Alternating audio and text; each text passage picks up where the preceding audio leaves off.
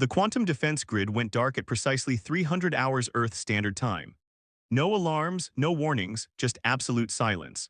In the Global Defense Command Center, buried deep beneath the Rocky Mountains, General Marcus Drake watched as the holographic display of Earth's planetary shield network blinked out one sector at a time.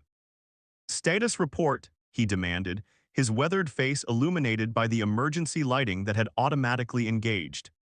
The command center erupted into controlled chaos as officers rushed to their stations, fingers flying across haptic interfaces. Dr. Olivia Winter, the head of Earth's Quantum Defense Initiative, stepped forward. Her dark skin contrasted sharply with the white laboratory coat she still wore from her interrupted research session. "Sir, we're looking at a systematic failure of all quantum entanglement nodes.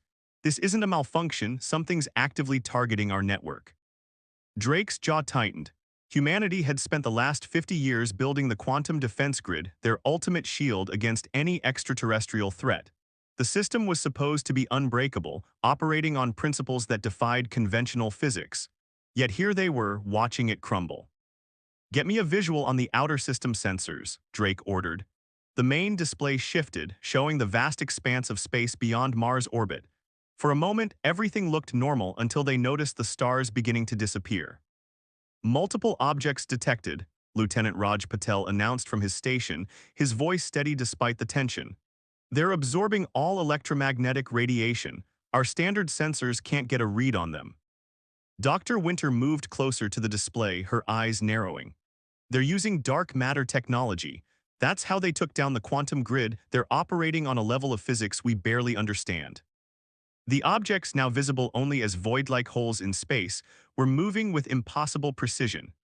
They weren't following normal space-time rules, appearing to bend reality around them as they advanced toward Earth's orbital defense platforms. "How many?" Drake asked, already knowing he wouldn't like the answer. 37 distinct signatures," Patel responded. "Largest one is approximately the size of Manhattan." Drake turned to Dr. Winter. "Options." She didn't hesitate. "We still have the prototype quantum pulse generator at Facility Zero. It's not connected to the main grid, they wouldn't know about it. We might be able to use it to disrupt whatever they're using to mask themselves." "Might isn't good enough, Doctor. We need certainties." A deep rumble shook the command center as the first alien ship entered weapons range of Earth's orbital platforms.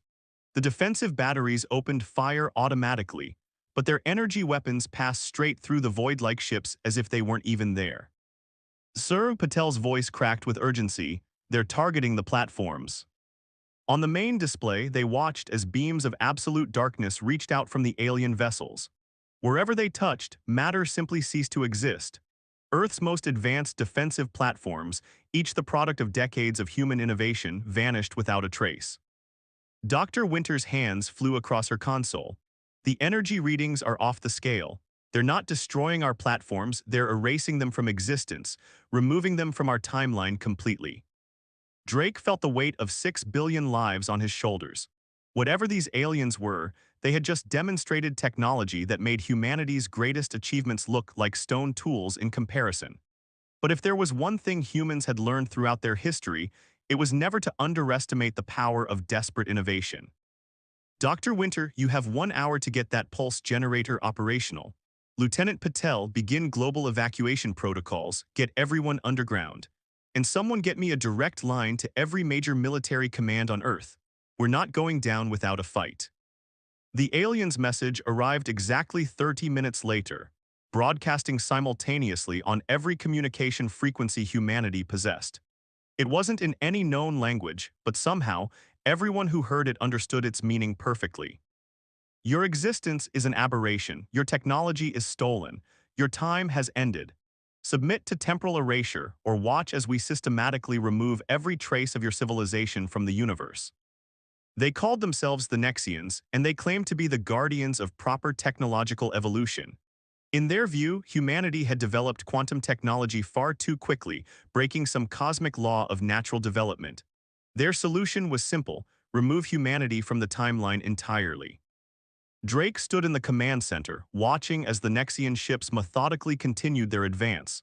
They were taking their time, demonstrating their absolute power by erasing human achievements one by one. They expected submission. They expected fear. What they didn't expect was Dr. Winter's voice cutting through the tension. "General, the pulse generator is ready. But sir, I modified it. Instead of disrupting their cloaking technology, it's going to do something they won't see coming." Drake turned to her, seeing the fierce determination in her eyes. "What exactly did you do, Doctor?" "I reversed the quantum principles they're using against us. If this works, we're not just going to reveal them, we're going to lock them into our timeline. No more existence erasure. No more physics-defying movements. They want to play by our universe's rules, let's make them." Drake allowed himself a grim smile. The aliens thought they were dealing with primitives, with beings who would cower in the face of superior technology. They were about to learn humanity's most important lesson. Back us into a corner and we don't submit, we innovate, we adapt, and we fight back. "Do it," Drake ordered. Dr. Winter's finger hovered over the activation sequence. "Sir, if this works, we're still going to be heavily outgunned." "Then we'll need to send them a message of our own," Drake replied, his voice hard with determination. "One they won't forget." The pulse generator activated, and humanity prepared to show the Nexians exactly why it was a mistake to underestimate the human spirit. The real war was about to begin. Counter protocol. The subterranean research facility beneath the Pacific Ocean buzzed with frantic energy. Admiral James Harrison stood before the massive quantum display, watching as Dr. Ryoko Tanaka's team worked to stabilize the experimental Prometheus protocol. After Dr. Winter's successful quantum lock had trapped the Nexians in normal spacetime, humanity had gained precious time, but not victory. "Another colony gone dark," Lieutenant Monica Walsh reported from her station, her voice tight with controlled anger. "Titan Base, 3,000 civilians just erased." She slammed her fist against the console, the first crack in her professional demeanor. Harrison understood her fury. In the 3 weeks since the initial attack, the Nexians had systematically targeted human outposts across the solar system. Though they could no longer erase targets from the timeline itself, their weapons still possessed devastating power. "Dr. Tanaka," Harrison called out, "please tell me Project Prometheus is ready." The quantum physicist straightened from her workstation, pushing her silver-streaked black hair from her face. "Ready is a relative term, Admiral. We've successfully replicated the quantum frequency the Nexians use, but controlling it," she shook her head. "That's proving more challenging." The facility shuddered as another seismic stabilizer kicked in.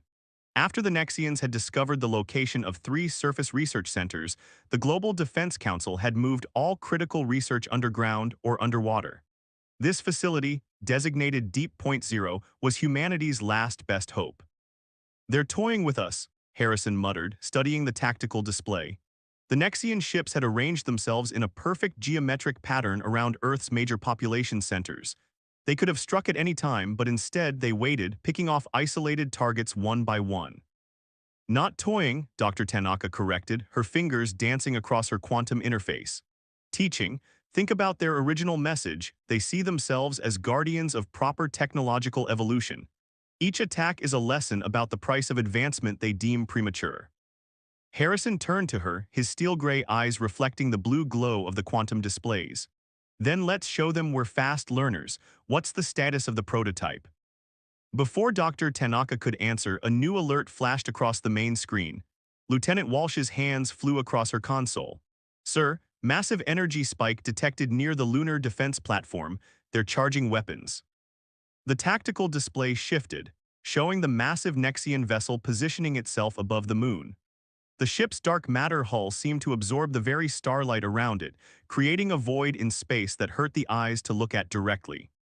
"All personnel battle stations," Harrison's voice boomed through the facility's comm system.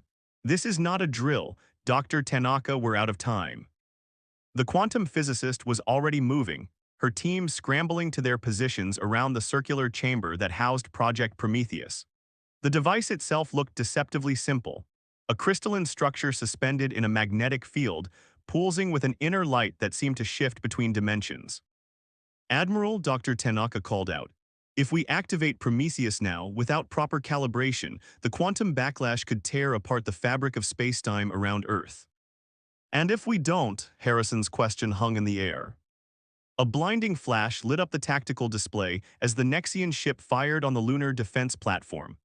The beam of concentrated dark matter cut through humanity's strongest shields like they were paper, carving a perfect geometric pattern into the moon's surface. Message incoming, Walsh announced, her voice barely a whisper. Text only. The words appeared on every screen in the facility. Lesson 2, proper civilization, build DFNSES before reaching for the stars. Harrison's jaw clenched. They're going to target our orbital. Shipyards next, everything we've built to reach beyond our solar system. He turned to Dr. Tanaka. Doctor, I need options. Dr. Tanaka stared at the Prometheus device, her mind racing through quantum calculations. There might be a way, she said finally. We can't control the quantum frequency perfectly yet, but we can create a resonance pattern if we time it right. We could turn their own weapons against them, Harrison finished, like using their own frequency to create interference. More than interference, Dr. Tanaka's eyes lit up with sudden inspiration. Their ships use dark matter to exist partially outside normal spacetime. If we can match that frequency and then deliberately destabilize it, we could force them fully into our reality, Walsh caught on, her fingers already running simulations. Strip away their dimensional advantages. Harrison studied the tactical display, watching as the Nexian ship repositioned itself for another attack. How long to implement this modification? 20 minutes to recalibrate the quantum matrix, Dr. Tanaka replied. But sir, we'll only get one shot at this, if it fails. If it fails, we're no worse off than we are now, Harrison stated firmly. Do it. The next 18 minutes were a blur of activity. Dr. Tanaka's team worked with precision born of desperation, modifying the Prometheus device while Harrison coordinated with what remained of Earth's defense forces. They would need perfect timing to pull this off. Nexian vessel charging weapons, Walsh reported. Target appears to be the Armstrong shipyards, estimated 2 minutes to full power. Dr. Tanaka's voice cut through the tension. Prometheus is ready, Admiral. Quantum matrix stabilized at optimal frequency. Harrison took a deep breath, feeling the weight of the moment. They were about to either save humanity or witness the beginning of its end. Lieutenant Walsh, patch me through to all Earth forces. When he spoke again, his voice carried to every human vessel and installation in the solar system. This is Admiral Harrison. For 3 weeks, we've watched these aliens systematically destroy everything we've built. They call it teaching. They call it proper evolution. I call it genocide, and humanity does not bow to genocide. He paused, watching as the Nexian ship's weapon reached full charge. Today, we show them that humanity's greatest strength isn't our technology, it's our ability to take what others would use to destroy us and turn it into our salvation. All ships stand ready. On my mark, execute counter protocol Alpha. The Nexian ship fired, its dark matter beam reaching out toward the Armstrong shipyards. At that exact moment, Harrison gave the order, now. Dr. Tanaka activated the Prometheus device. The crystalline structure pulsed with blinding intensity, sending out waves of quantum energy that rippled through spacetime itself. For a moment, nothing seemed to happen. Then the impossible occurred. The dark matter beam stopped mid-attack, frozen in space. The Nexian ship's perfect void-like surface began to shimmer, reality asserting itself against their dimensional technology. Across their geometric formation, all 37 Nexian ships suddenly became solid, visible, vulnerable. Harrison allowed himself a grim smile. Send our response, Lesson 3, never underestimate a species you back into a corner. He turned to his crew. All batteries open fire. The real battle for Earth was about to begin, and humanity had just proven they were far better students than the Nexians had anticipated. The hidden weapons. Colonel Victor Torres stood in the wreckage of what had once been a Nexian vessel, his environmental suit sensors struggling to make sense of the twisted dark matter alloys surrounding him. The battle that had followed humanity's quantum counterstrike had been brutal, leaving both sides bloodied but still standing. Now, 3 days later, he and Dr. Hannah Reed were leading the first technical salvage mission into enemy territory. The readings are off the charts, Dr. Reed's voice crackled through the comm system. The quantum engineer moved through the alien corridor with practiced precision, her specialized scanning equipment pulsing with each step. Their technology isn't just advanced, it's fundamentally different from anything we've theorized possible. Torres watched as her drone swarm mapped the ship's interior, creating a three-dimensional model that floated in his helmet display. Different how? They don't just use dark matter as a power source, Reed explained, her excitement barely contained. They've somehow encoded it into their very construction. Every molecule of this ship is partially phased between dimensions. Even now, after we force them fully into our reality, the quantum resonance is still active. A distant metallic groan echoed through the vessel's skeleton, making both humans pause. They were operating on borrowed time. The Nexian fleet had withdrawn to the outer solar system after losing 3 ships to humanity's surprise attack, but they wouldn't stay away forever. Dr. Reed, Torres kept his voice steady. Please tell me we didn't risk this mission just for theoretical physics. The quantum engineer's laugh was sharp and quick. Oh no, Colonel, we came because I spotted something in the battle telemetry that nobody else noticed. She moved to what appeared to be a central control node, its surfaces still shimming with residual energy. The Nexians aren't just teaching us lessons, they're afraid of us. Torres raised an eyebrow behind his visor. Afraid, they can literally erase matter from existence. And yet they haven't. Reed's fingers danced across her portable quantum interface, interfacing with the alien technology. Think about it. They attacked our quantum defense grid first, then systematically targeted our most advanced installations. They're not trying to destroy us, they're trying to force us back down the technological ladder. Before Torres could respond, a new alert flashed across his HUD. Movement detected at the edge of the system, multiple Nexian signatures emerging from dark space. They're early, Reed muttered, her work becoming more urgent. Colonel, I need 5 more minutes. What I'm about to show you changes everything. Torres signaled his security team, positioned throughout the derelict vessel. You have 3 minutes, Doctor, make them count. Reed's quantum interface suddenly pulsed with brilliant light as it synchronized with the alien control node. Holographic displays erupted around them, filled with symbols and patterns that seemed to shift between dimensions. There, Reed's voice was triumphant. Colonel, are you seeing this? Torres stared at the displays, his suit's computer struggling to translate the alien data. What exactly am I looking at, Doctor? Their entire historical database, and more importantly, their reason for attacking us. Reed's fingers flew across the interface, extracting key data streams. The Nexians aren't the guardians of technological evolution, they're running from something that uses quantum technology like ours. The implications hit Torres like a physical blow. They attacked us because we reminded them of their enemy. Not just reminded, we're developing almost exactly the same way. The quantum principles we discovered, they're a natural path of technological evolution. The Nexians tried to subvert that path centuries ago, using dark matter technology to hide from their enemies. But it was only a temporary solution. Another alert flashed. The Nexian fleet was accelerating toward Earth. Reed continued working, her voice growing more excited.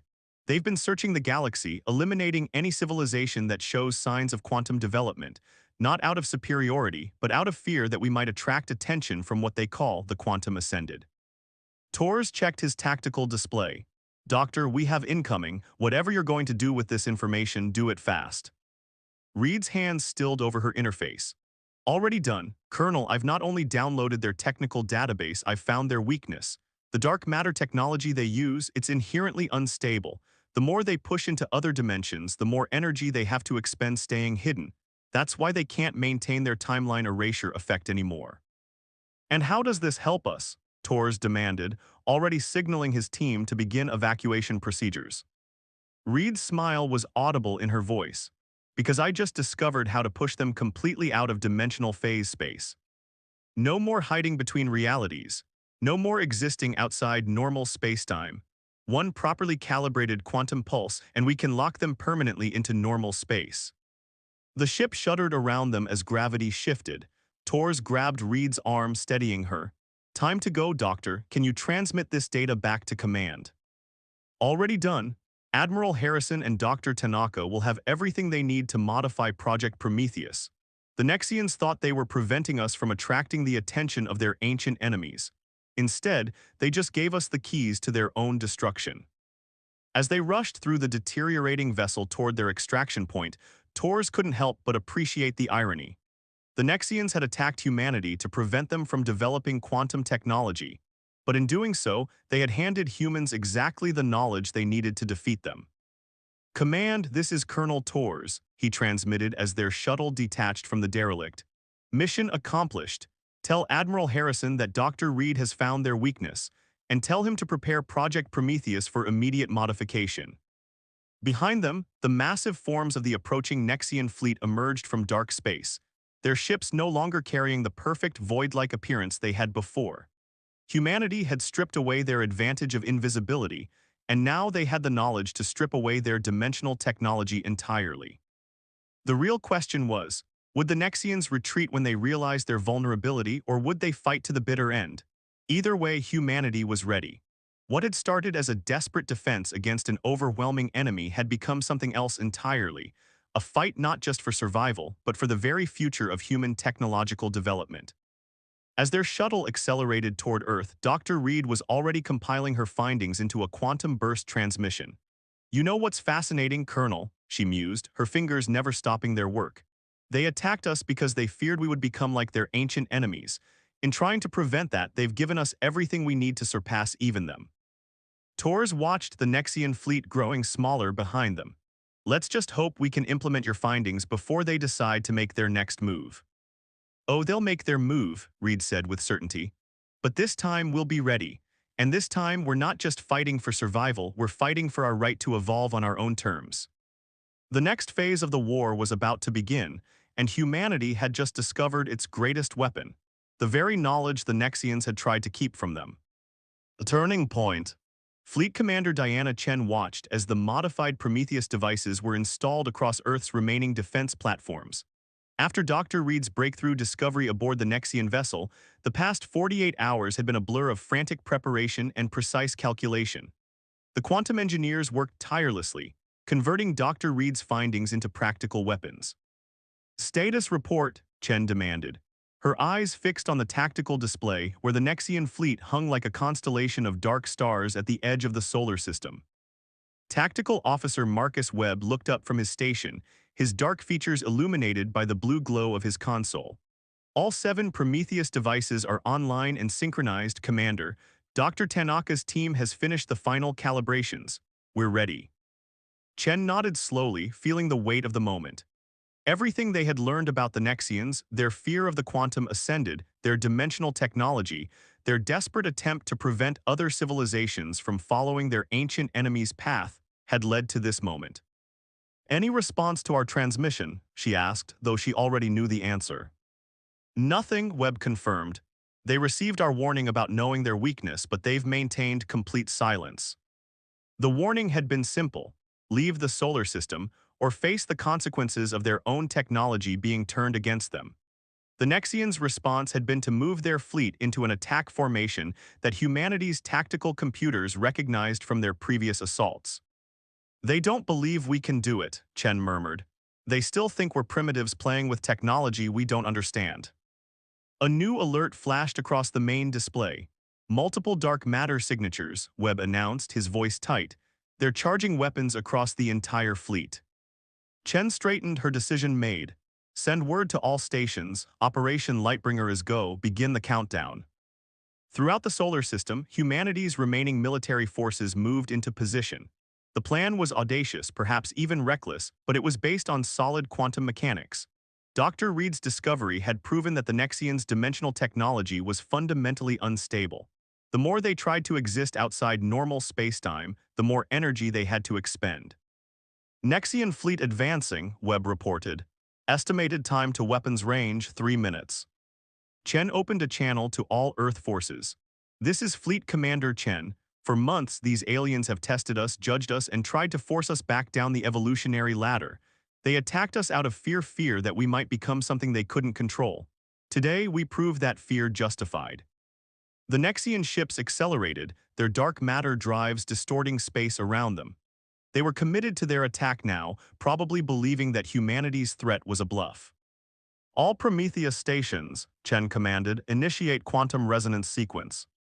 Across the solar system, the 7 modified Prometheus devices hummed to life. Each one had been carefully positioned based on Dr. Reed's calculations, creating a quantum web that would amplify their effect. 2 minutes to contact, Webb counted down. "Nexian weapons charging, energy readings are off the scale." Chen's fingers tightened on her command chair. "Dr. Tanaka, are you ready?" The quantum physicist's voice came through clear and confident. "Ready, Commander. The quantum resonance field is stable. One pulse will force their entire fleet into normal space permanently. Incoming transmission, Webb suddenly announced.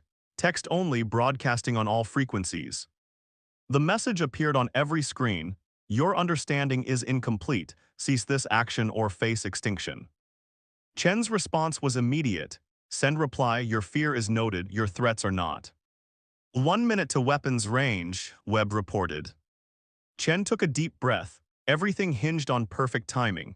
If they activated the Prometheus devices too early, the Nexians might have time to adapt. Too late, and Earth's defenses would be overwhelmed. 30 seconds. Around the solar system, humanity's remaining ships moved into attack position. They weren't the primary weapon, they were the cleanup crew, ready to engage once the Nexians were stripped of their dimensional advantages. 15 seconds. The Nexian fleet's formation shifted, spreading out to maximize their attack coverage. Their ships still appeared as voids in space, but now humans knew what they were looking at, not supreme beings, but refugees hiding from their own past. 10 seconds. Chen opened a final channel to all forces. Remember, the moment their dimensional phasing fails, hit them with everything we have. No mercy, no hesitation. 5 seconds. The Nexian fleet's weapons reached full charge, dark matter energy crackling between their ships in a deadly web. 3, 2, 1. Now, Chen ordered. The 7 Prometheus devices activated simultaneously, sending out precisely calibrated quantum pulses that resonated with the Nexians' dimensional frequency. For a fraction of a second, nothing seemed to happen. Then space itself seemed to convulse. The Nexian ships flickered, their perfect void-like surfaces disrupting as reality reasserted itself. The dark matter energy they had been channeling backfired, caught in the quantum resonance field. Their dimensional technology, the very thing that had made them seemingly invincible, became their greatest weakness. Direct hit, Webb shouted. Quantum resonance at 100%, they're being forced into normal space. Chen watched as the Nexian fleet transformed before her eyes. Their ships became solid, visible, vulnerable. The dark matter energy they had been about to unleash dissipated harmlessly into space. All ships open fire, Chen commanded. Target their drive systems first, weapons second, don't let them escape. Earth's fleet launched into action, their weapons finding targets that had moments ago been virtually invulnerable. The Nexians, stripped of their dimensional advantages, found themselves facing an enemy they had gravely underestimated. As the battle raged, Chen received one final transmission from the Nexian flagship. This time it wasn't a threat or a lesson. It was a warning, you do not understand what you have done, they will find you now. Chen's reply was simple, let them come, we'll be ready. The tide had turned. Humanity had taken the Nexians' greatest weapon and turned it against them. But as Chen watched the battle unfold, she couldn't help but wonder, had they just won their freedom, or had they unknowingly announced their presence to something far more dangerous than the Nexians? The answer would come sooner than anyone expected. Final warnings. The Great Hall of the United Earth Council was silent as the holographic display showed the aftermath of humanity's victory. General Marcus Drake stood beside Admiral Harrison, both men watching as the remaining Nexian ships, now stripped of their dimensional advantages, hung powerless in Earth's orbit. The battle had been decisive, but the war wasn't over, not yet. The Nexian command ship is hailing us, Lieutenant Walsh announced from her station. They're requesting direct communication. Dr. Winter, who had been conferring with Dr. Reed about the quantum readings from the battle, stepped forward. After everything they've done, now they want to talk. No, Dr. Reed interjected, her eyes fixed on her quantum scanner. They're not here to negotiate these readings. They're afraid, more afraid than ever. Drake exchanged glances with Harrison. Both men had seen enough war to know that a cornered enemy was often the most dangerous. Put them through, Drake ordered, full spectrum broadcast. The holographic display shifted, and for the first time humanity saw the true face of their enemy. The Nexian leader appeared as a being of crystalline structure, its form shifting between solid matter and energy. When it spoke, its words translated directly into human minds, bypassing the need for conventional language. You have done what we feared most, the Nexian leader stated, its form pulsing with each word. You have not only matched our technological path but exceeded it. In trying to prevent your emergence, we have accelerated it. You attacked us without provocation, Drake responded, his voice firm. You tried to erase our civilization from existence. Whatever consequences you face now, you brought them on yourselves. The crystalline being's form flickered. You do not understand. The quantum signature you have created, the very technology you used to defeat us, it will draw their attention. The quantum ascended do not forgive, and they do not forget. Dr. Tanaka stepped forward, her scientific curiosity overcoming her caution. Tell us about them. Who are the quantum ascended? They are what we tried to prevent you from becoming, the Nexian leader explained. A civilization that fully mastered quantum mechanics that learned to exist simultaneously across all possible timelines. We fled from them eons ago, hiding in dark matter existing between dimensions. We sought to prevent other races from following their path, from potentially becoming their allies. Admiral Harrison's eyes narrowed. And now, what happens now that we've proven we can't be stopped? The Nexian's form pulsed with an emotion that felt like resigned acceptance. Now you have a choice. You can destroy us, claim your victory, and await the inevitable arrival of the quantum ascended. Or what? Commander Chen demanded, having joined the council chamber after securing the fleet. Or you can learn from our mistake. We tried to run, to hide. You have proven there might be another way. Your quantum technology, combined with our dark matter science, it could create a defense even the ascended cannot breach. The chamber erupted in murmurs. Dr. Reed's quantum scanner beeped urgently. They're telling the truth, she announced. Their quantum signatures are completely open, they're hiding nothing. Drake stepped forward, his presence commanding attention. You attacked us out of fear. You tried to erase us from existence. Why should we trust you now? The Nexian leader's form stabilized, becoming more solid. Because we have seen what you can do. In mere months, you took our greatest weapon and turned it against us. You did what we could not in millennia. You found a way to stabilize quantum mechanics without sacrificing technological progress. You are not what we feared you would become. You are something entirely new. Admiral Harrison moved to stand beside Drake. And if we refuse your offer, if we decide to end this here and now, then we will accept our fate, the Nexian responded. But know this, the quantum pulse you used to defeat us sent ripples through dimensions we didn't even know existed. The Ascended will have felt it. They will come. And without our combined knowledge, without unity between quantum and dark matter technology, this galaxy will face a force that cannot be stopped. Dr. Winter's voice cut through the tension. General, their quantum signatures are changing, they're adapting, evolving in real time. We offer not just surrender, the Nexian leader continued, but evolution. A joining of technologies of knowledge, a chance to prepare for what comes next. Drake looked around the chamber, meeting the eyes of each person who had fought so hard to defend humanity.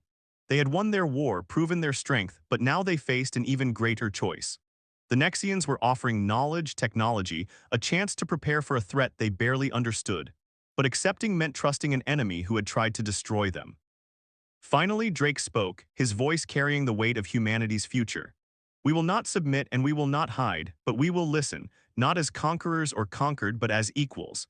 If what you say about the quantum ascended is true, then perhaps it's time for both our species to evolve beyond fear. The Nexian leader's form pulsed with what felt like hope.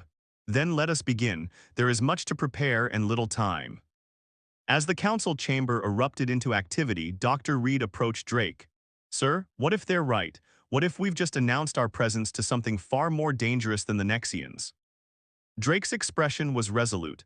Then we do what humanity has always done, Doctor. We adapt, we innovate, and we face whatever comes next on our own terms. The final warning had been delivered, not from humanity to the Nexians, but from both species to themselves. A new chapter was beginning, one that would see former enemies unite against a common threat. The quantum pulse that had won their war had also announced their presence to forces beyond their understanding. But this time, humanity wouldn't face the unknown alone. They had proven themselves not just worthy adversaries, but potential allies in a cosmic game they were only beginning to understand. The real test wasn't just surviving the Nexian war, it was preparing for what would come next. As the sun set on Earth that day, humanity stood at the threshold of a new era. They had faced extinction and emerged stronger. They had turned an enemy's weapon into their salvation. And now, they would take their place among the stars not as victims or conquerors, but as architects of their own destiny. The warning had been clear: face what comes next or fade into cosmic irrelevance. Humanity's choice was equally clear. They would face it head-on just as they always had.